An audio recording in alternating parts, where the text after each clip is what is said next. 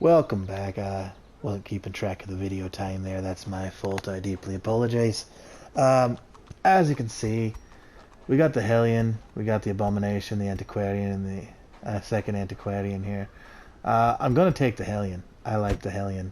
It's actually one of my team characters I use. Barbaric rage and unrelenting savagery make for a powerful ally. Stagecoach. The Abomination. Now, here's a unique thing with the Abomination. You get all of his abilities. All of them. Because these first four are what you have when you're human. But when you change, this first one stays the same, but these three will change to these three. When you change, it'll also increase the stress against your party. Unfortunately, it will, as you can see here, other heroes will get a stress of +8.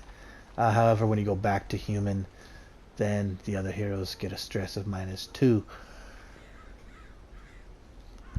There are trinkets that'll reduce that and make it a little easier, but yeah, for the most part, it's a kind of thing you gotta do. Plus, also, the Abomination. Some characters won't work with them. Any of the holy characters will not work with the Abomination, so you can't use Reynold. He won't do it.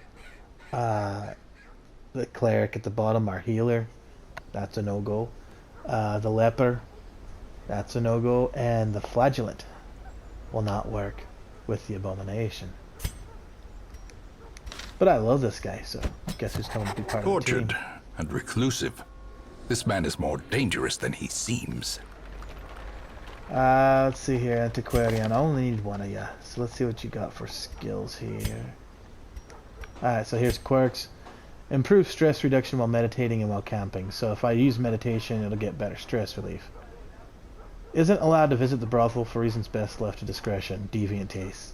So the only way, if she gets really stressed out, I'm going to have to use flagellation. I can't use the brothel. The combat skills, Blight, D-Stealth, Bleed Resist, and Blight Resist, and then making somebody Garter. Honestly, here's the bad thing. Only 2 of these I'd use. These 2 I don't use right now. I would have rather have gotten the dodge boost because that hits the entire party and gives them a dodge bonus. And then I'd rather have that one, so if we get shuffled, I can get her to the back, get her dodge up, get her speed up, and Blight skill chance, so I can go ahead and throw that Blight out there. So that one I would use, and that one I would use, but the other 2 would be these 2. So she's got 2 out of 4, which isn't bad, but it's not going to help me right now. So let's check out the other one here. This one's a little better. This one's a little better. It's got 3 of the skills. There's the Blight, there's the get back if I need to, there's the protection, and then I just need this right here. So that'll actually be cheaper to upgrade than the other ones. So I'm going to go ahead and take this one. She searches where others will not go, and sees what others will not see.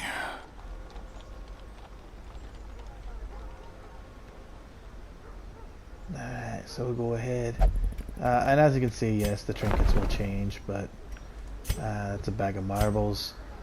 Increases dodge on the Antiquarian, but I'm not going to drop 7,500 of my 10,000 for a bag of marbles. I'm not doing it. Now, as you see, the level on the ruins went up to level 1. The max level you can get is 7. As you level them up, you will come across boss fights. Boss fights will be highlighted with a skull in the middle. The first ones happen as level 1 fights. The next ones happen as level 3 fights. And then the last 2 happen as level 5 fights. You will have 2 bosses in the ruins, 2 bosses in the warrens, 2 bosses in the cove, and 2 bosses in the weld.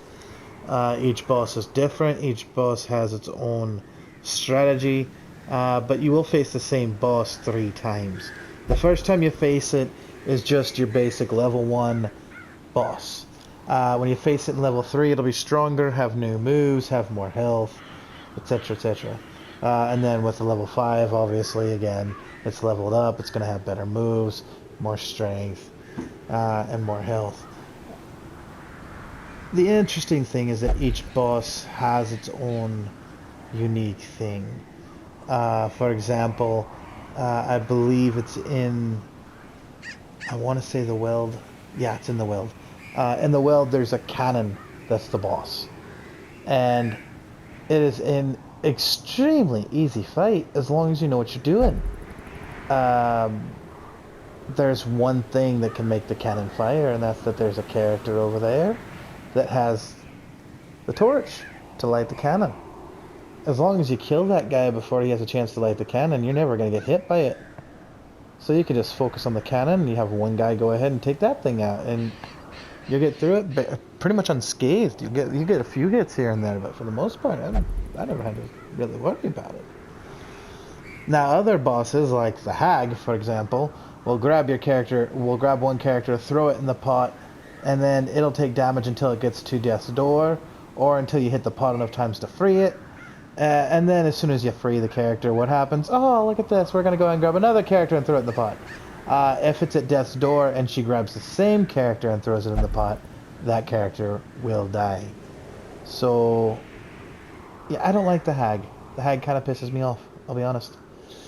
But every one has, there's 3 necromancers. It's kind of like what's on this thing right here. As you see the quest goals. Defeat the apprentice necromancer, defeat the necromancer, and defeat the necromancer lord. Then there's the sonorous prophet, the fulminating prophet, and the gibbering prophet. Each one gets a little bit harder, etc., etc. So those are your 3 that you're gonna face. The 6 that you're gonna face in the ruins. Below that, the Hag, and the 8-pounder, 12-pounder, the 16-pounder. All those are in the Weld. The Swine Prince and the Swine and the Flesh, that's all in the Warrens. Siren and the Sodden Crew, that's all in the Cove. And then the Darkest Dungeon quests. So, also try and raise each character up to level 6. So yeah. With this next dungeon, honestly, I don't have a full team yet.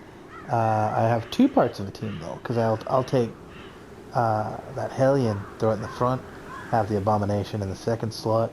I'll then have a Jester in the 3rd slot, and I'll have that Occultist in the back. And the Occultist has no problem working with the Abomination, so I'll go ahead and throw those 4 together, and it works out just fine. So I used to use a Plague Doctor, but then I just wasn't getting enough heals. It's causing problems. Anyways, so yeah, we got Swordsman's Crest. That's for the Crusader. I love that thing. I do. See here. Not a fan of the Flash Fire Gunpowder. It gives damage to range skills, but it gives you a better chance of being stunned as well. Don't get me wrong, it's a nice thing to have in the beginning until you can get something better. But I always play my Highwayman a little bit differently than other people. A lot of people use the range a lot. I like his melee. I like his ability to... let's see, I'm going to show you here. Combat skills. This one right here, Duelist Advance, it activates the riposte. And whenever he gets attacked, he'll go ahead and attack back with that riposte. And it'll do 60% of his damage against the target. Now, does it always hit? No, it doesn't. But the fact is, I will go ahead and have items that'll increase his dodge, increase the dodge of the other characters in my party. And then I'll have those characters make it so that he's guarding them. So then he's dodging everything and counterattacking, and it actually works out really well. Let's see here. This one. Here we go. That's one of my favorites right there. Remember I was talking about things that make me able to dodge? Plus 15 dodge if the torch is above 75%.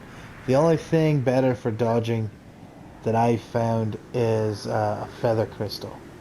But that's not going to be... We're probably not going to see one of those until it's either a boss fight or a level 3. But yeah, that camouflage cloak is probably what I'd go after. And then what we got here, tenacity ring, dodge chance, less crit, and death blow resist. So yeah, this is the one I'm going to go after then. And as you can see, it says the goal is complete 100% of room battles, 90% of rooms, 90% of rooms. So yeah, we have to complete the battles. But that's the one I would do, so I can get that cloak and attach it. But yeah, those are the basic strategies of the game.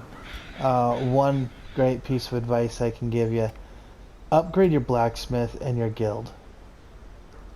I would upgrade the sanitarium just enough so you have a second spot for disease. So that way, if you get 2 members of your party that get disease on them, you can get them both taken care of while loading up a different party in a single week, rather than it taking 2 weeks to get that party back. So I would upgrade that just enough to get a second cell for the disease control. Other than that, leave it alone. Leave that alone. Leave that alone. I mean, you might want to do the first upgrade on them just to help with the stress recovery, but for the most part, I leave them alone until later. The big thing, your guild and your blacksmith. And I'll tell you why. Your abilities are great. Your weapons are great. Your armor's great. Obviously, you're going to want to level those up. But the big thing, remember I told you the stagecoach is life. Experienced recruits. This is the last upgrade you can get on the stagecoach. Alright. Now, you need to have the instructor mastery at level 1, weapon smithing at level 1, and armor smithing at level 1. Because you need to have all those at level 1 to be able to even do this, it's important to upgrade those. Because what this does is allow you to have a chance at getting higher level recruits appearing on the stagecoach. Well, okay, so you gain a level. What's the big deal, right? I mean, oh, okay, so they get 1 level. It's not that big of a difference. It's not going to create that much... you're wrong. I'm sorry to say it. You're wrong. Any leveled character you get, just like the Abomination, comes with all their abilities. So you don't have to spend money unlocking their abilities. All of these will be unlocked, and for example, they'll all be level 1. And if you have a level 2 character, guess what? They're all level 2. 3 characters, level 3, 4, level 4 characters usually have their level 5 stuff, you know. And then on top of that, their armor and their weapon will also be upgraded to the max it can be at that point. So when you get a character that's leveled, you get access to a completely customized move list that you can choose what you want, and you get your upgrades for free. So, as important it is to get your current characters leveled up, get these upgraded so you can get the upgrade over here on the stagecoach and boost it up. Alright. People ask about this, the survivalist. That's for camping skills. I'm going to show you this once. Do not use it. The only time you should use it is if you don't have the move that lets you prevent a nighttime ambush. If I didn't have that, absolutely I'd use them to go ahead and unlock it. Preventing a nighttime ambush can be the difference between victory and defeat. Not everybody has one. This guy does. Right there, the Zealous Vigil. Prevents a nighttime ambush. Dismas has his. This guy, though, does not have a preventative for a nighttime ambush.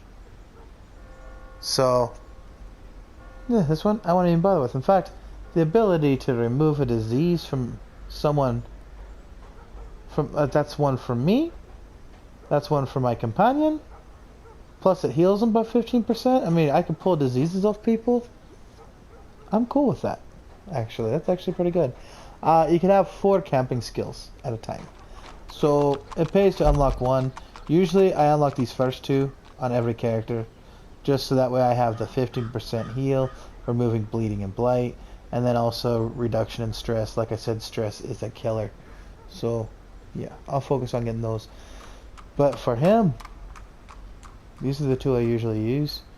Don't get me wrong, self-medicate is also pretty good. It reduces stress, heals, and all that. But diseases cost money, and diseases you can only put in one person at a time. If you have 2 slots open, then 2 at a time. But if I can cure those diseases before I go there, I'm not spending money, and they're automatically taken care of. And then she has hers as well. So I have 2 people that have that nighttime ambush covered there. Let's see here. With her, she doesn't have one. He doesn't have one. And she doesn't have one. I believe that's actually one reason which made me, yeah. Okay, so that's the other reason why I did the occultist, is because the occultist does. So throw the occultist in there. Now I have the ability to prevent nighttime ambushes, and he's a better healer. So yeah, the occultist for that team, absolutely. But for right now, I don't have it, and my other team's not too bad off. So I would just go ahead and use the other team. Now to give you an idea of what it looks like when you're done, I'm gonna go ahead and show you that. Let's go ahead and save and exit. Now this is the file I'm currently working on.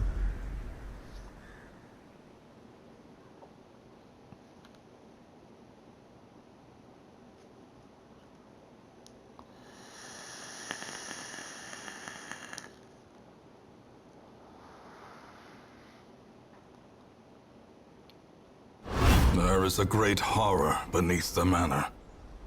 A crawling chaos that must be destroyed.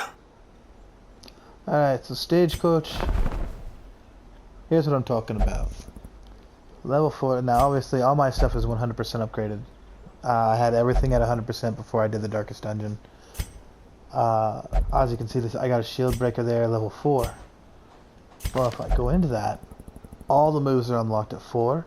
It has level 4 armor, level 4 weapon, has 5 skills for camping unlocked of the 7, and already has a good layout of quirks. So, I mean, if you can grab a character at level 4 and have everything unlocked, you're spending less money, and they're already leveled up, good to go. Joker's, the Jester here, as you can see, he's a level 2 hero, but he's got his level 3 stuff unlocked. Level 1 heroes, level 2 stuff, and level 2 gear. So, but all the skills are unlocked is the big thing. So it allows you to customize. You're not stuck with the 4 moves that they give you. You can actually already have those unlocked, so that's a good thing. That's always a good thing for those. The medical ward treats diseases. Treatment ward helps you with quirks and behaviors. I got some people in there right now losing some bad quirks that I don't want them to have. Fallen heroes. Like I said, you're gonna lose heroes. They will die.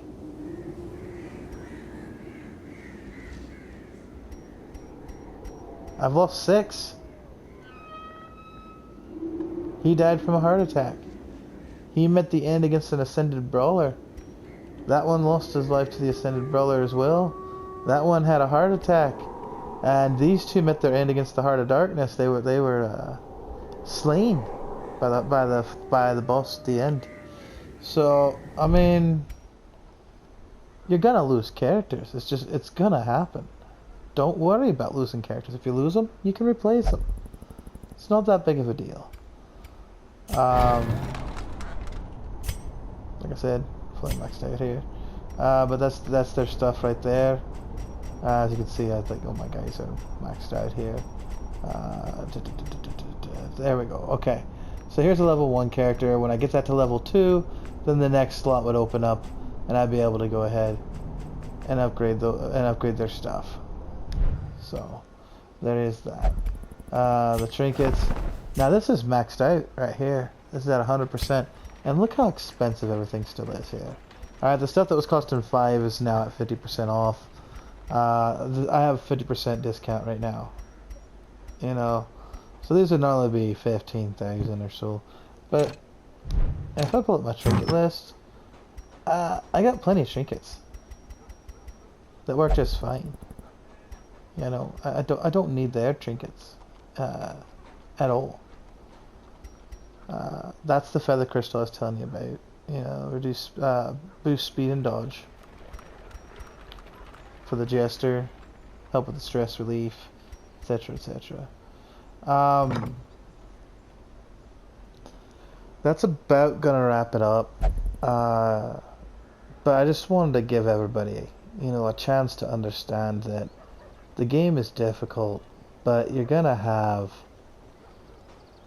moments where the whole point is to do the best you can no matter how bad it gets. And everything's going to be a learning experience. Just remember, you never fail if you don't believe you fail. If you do not complete your objective and somebody dies, then you learned from the experience. Now, if you don't learn anything, you failed. But if you fail to complete an assignment, but you learned how to do it better, or you found something out with a character, or you learned a different skill set, or you found a different team to put together, you're learning. And by learning, it didn't go wasted. Don't let the sacrifices of your team be in vain. Don't just charge in and say, oh, I'm just going to hit everything and it's going to win. It's a strategy game. You're going to have to think about the moves you make. In the beginning, you're really going to be focused on it. The longer you play it, though, you're going to learn the characters, their moves, you're going to learn what moves work for you, and then instead of it taking forever and planning every move, you're going to, okay, here's what I do. And you're just going to play it pretty much almost on autopilot. But you're going to get through it. It just takes time to learn the game. Just like any game, you have to learn it. Those that don't take the time to learn it are going to get frustrated very, very quickly. In this case, I did provide these 2 videos. And hopefully these videos will help numerous players from beginning to end be able to do better in the game. And hopefully it'll help you guys out just a little bit. Any of you new players who are trying to find something on how to play the game. If you do have any questions, message me on the YouTube channel, and I will reply as soon as I can, if I'm able to. If I'm not able to get to you right away, I deeply apologize. I'm not too busy on my YouTube, but I do have other commitments in my life, obviously. I'm not a full-time YouTuber. So just message me and I will do what I can to help you guys out. Otherwise, I hope you enjoyed the video. If you did, go ahead and give it a like as well as the first one. And if you'd like to see anything more with Darkest Dungeon, send me some information about what you want to see, whether team constructions, dungeon running, stuff like that. If you want to see it, let me know, and I will go ahead and post some video for it, and I'll even give you a shout out for going ahead and for the recommendation. Just go ahead and leave your recommendations in the comments there. Otherwise, hope to see you on the channel again. Go ahead and, like I said, give it a like, and if you want to, go ahead and subscribe. I try to put out gaming videos on different games. If you look on my channel, I have a few games that I've already done a few things on. So, again, I know I talk a lot, but I hope to see you in the future.